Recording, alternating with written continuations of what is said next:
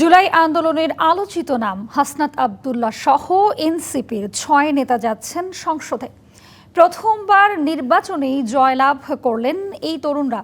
জুলাই আন্দোলনের পর গঠিত দলটির নেতাদের দাবি, এই সাফল্য জাতীয় রাজনীতিতে নতুন মেরুকরণের ইঙ্গিত দিচ্ছে।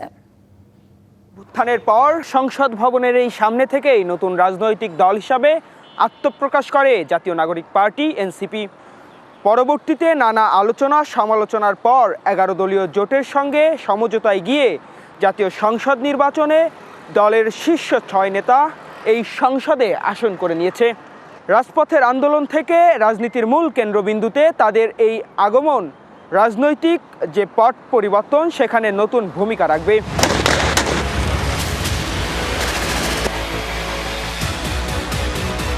সালের ৫ জুলাই শুরু হয় কোটা সংস্কার আন্দোলন। শুরুতে এটি ছিল সরকারি চাকরিতে কোটা সংস্কারের দাবিতে শিক্ষার্থীদের বিক্ষোভ। সময়ের সঙ্গে সঙ্গে তার রূপ নেয় সরকার বিরোধী এবং এক দফা আন্দোলনে। রাজধানী ঢাকা সহ দেশের বিভিন্ন বিশ্ববিদ্যালয়, শিক্ষা প্রতিষ্ঠান এবং জেলায় জেলায় ছড়িয়ে পড়ে বিক্ষোভ। শিক্ষার্থী ও ছাত্র জনতার টানা আন্দোলনের মুখে পতন ঘটে শেখ হাসিনার নেতৃত্বাধীন আওয়ামী লীগ সরকারের। পরবর্তীতে গঠন করা হয় অন্তর্বর্তীকালীন সরকার। জুলাই গণ অভ্যুত্থানের সামনের সারিতে নেতৃত্ব দেওয়া শিক্ষার্থীদের নেতৃত্বে আত্মপ্রকাশ করে বৈষম্য বিরোধী ছাত্র আন্দোলন নামে একটি প্ল্যাটফর্ম।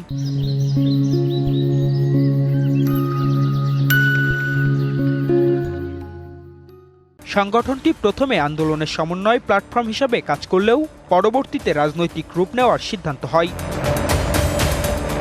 ২০২৫ সালের ২৮ ফেব্রুয়ারি জাতীয় সংসদ ভবনের সামনে আনুষ্ঠানিকভাবে আত্মপ্রকাশ করে দলটি। নাম রাখা হয় জাতীয় নাগরিক পার্টি, সংক্ষেপে এনসিপি। দলটির নেতৃত্বে আসেন নাহিদ ইসলাম, সার্জিস আলম, হাসনাত আব্দুল্লাহ, নুসরাত তাবাসসুম সহ আরও অনেকে। ত্রয়োদশ জাতীয় সংসদ নির্বাচনে বাংলাদেশ জামায়াতে ইসলামী সমর্থিত ১১ দলীয় জোটে যোগ দিয়ে অংশ নেয় এনসিপি।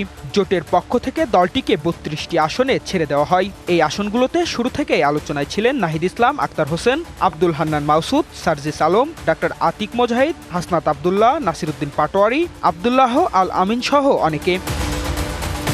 শান্তিপূর্ণ ভোট গ্রহণের পর ঘোষিত ফলে দলটির ৬ প্রার্থী নাহিদ ইসলাম, আক্তার হোসেন, হাসনাত আব্দুল্লাহ, আব্দুল হান্নান মাসুদ, ডক্টর আতিক মোজাহিদ, আব্দুল্লাহ আল আমিন বিজয়ী হয়েছেন। ইনসাফ প্রতিষ্ঠা করব এবং আমার শত্রুর সাথেও যেন বেআইনসাফি না হয়, ওই ধরনের সিস্টেম আমি যেন বাংলাদেশে তৈরি হয়, সেটি নিশ্চিত করার প্রচেষ্টা আমাদের অব্যাহত থাকবে। সবচেয়ে বেশি আলোচনায় ছিল ঢাকা ৮ আসন। এখানে নাসিরউদ্দিন পাটোয়ারির সঙ্গে প্রতিদ্বন্দ্বিতা করেন মির্জা আব্বাস, তবে তিনি বিএনপির প্রার্থীর কাছে পরাজিত হন। পঞ্চগড় ১ আসনেও পরাজিত হয়েছেন দলটির আরেকজন আলোচিত নেতা সার্জিস আলম। Partha Saha, DBC News, Dhaka.